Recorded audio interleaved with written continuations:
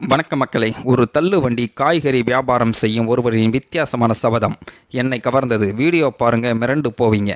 Sir, என்னிடம் இருந்து காய்கறிகள் வாங்கினால் சூப்பர் மார்க்கெட்டுகளில் இருந்து காய்கறிகள் வாங்குவதை விட உங்களுக்கு 5 நன்மைகள் அதிகம். அந்த நன்மைகள் என்னவென்று தெரிய வேண்டுமா? திரும்பி பார்த்தேன். ஒரு அழுக்கு கைலி சட்டைக்கு பதில் தோளில் ஒரு துண்டு அணிந்த ஒரு இளைஞன். பக்கத்தில் இருந்த ஜேரில் 6-7 வயதில் ஒரு பையன். அவன்தான் கேசியர் என்று நினைக்கின்றேன். நான் வாங்க நினைத்த என்னுடைய லிஸ்டில் உள்ள அனைத்து காய்கறிகளும் அவரிடம் இருக்கிறது.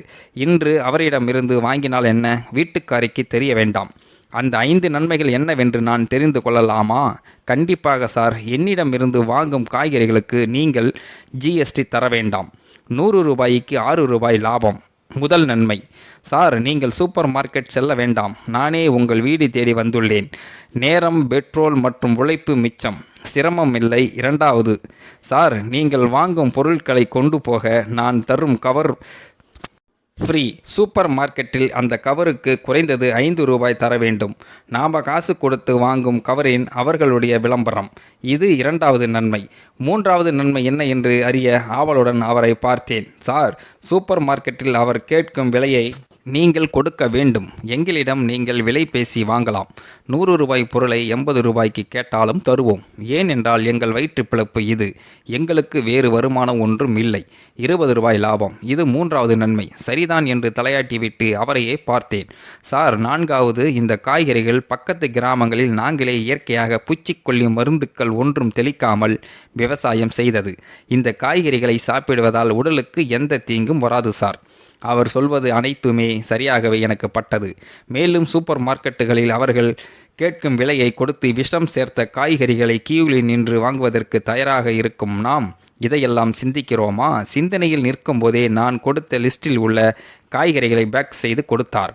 அவர் கேட்ட தொகையை கொடுத்தேன். பிறகு நான் அவரிடம், எல்லாம் சரி, 5வது நன்மை என்னவென்று சொல்லவே இல்லை என்றேன் ஆவலுடன்.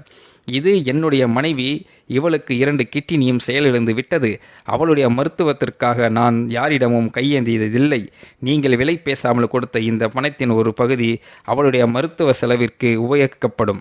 இதுவும் நீங்கள் செய்யும் ஒரு உதவிதான். இதற்கு கூறிய நன்மை இறைவனிடம் இருந்து உங்களுக்கு கிடைக்கும். புண்ணியம் கிடைக்கும். இதுதான் நான் சொன்னது 5வது நன்மை.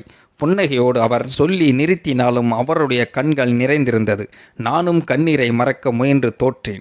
இது போன்ற துன்பங்களும் துயரங்களும் வழியோரங்களில் வியாபாரம் செய்யும் பலருக்கும் இருக்கலாம்.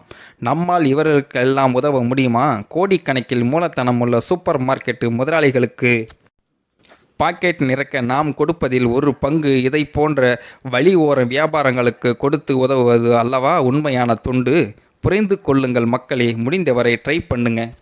இந்த வீடியோ பார்க்கின்ற நீங்களும் இந்த வீடியோ பற்றின கருத்துக்களை கீழே உள்ள கமெண்ட் செக்ஷனில் மறக்காமல் சொல்லுங்கள். வீடியோ பிடித்திருந்தால் லைக் பண்ணிக்கிங்க, மற்றவங்களுக்கும் ஷேர் பண்ணிக்கிங்க. அப்படியே நம்ம சேனலையும் சப்ஸ்கிரைப் பண்ணிக்கிங்க. நன்றி, வணக்கம் மக்களே.